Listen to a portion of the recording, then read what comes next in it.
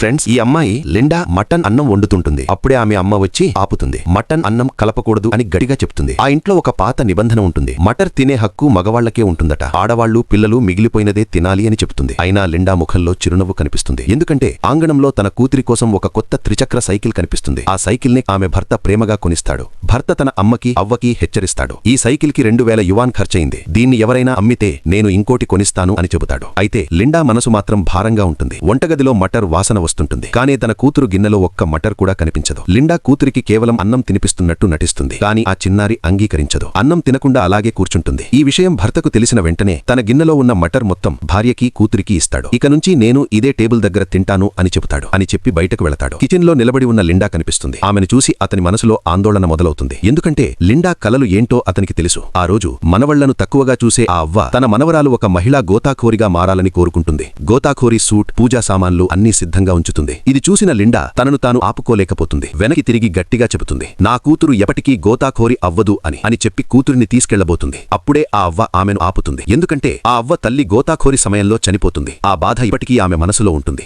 ఆవేశంలో అవ్వ కన మనవరాలిని లాగబోయే ప్రయత్నం చేస్తుంది. ఇలా తన ఇంట్లో జరుగుతుందని లిండా ఎప్పుడూ ఊహించదు. ఇలాంటి జీవితాన్ని లిండా మౌనంగా భరిస్తూ ఉంటుంది. అప్పుడే ఆ ఇంటి పెద్దావిడ వచ్చి తన కొడుకును చూసి అన్నిటికీ లిండానే కారణం అని నిందించడం మొదలుపెడుతుంది. భర్త మాత్రం ఒక్క మాట కూడా మాట్లాడడు. నిశ్శబ్దంగా తన కూతురి కోసం కొనిచ్చిన మటర్ ప్యాకెట్ ని, చిత్రాలున్న పుస్తకాన్ని కింద ఉంచుతాడు. ఆ నిశ్శబ్దమే ఆ ఇంట్లో మార్పుకు మొదటి సంకేతంగా ఉంటుంది.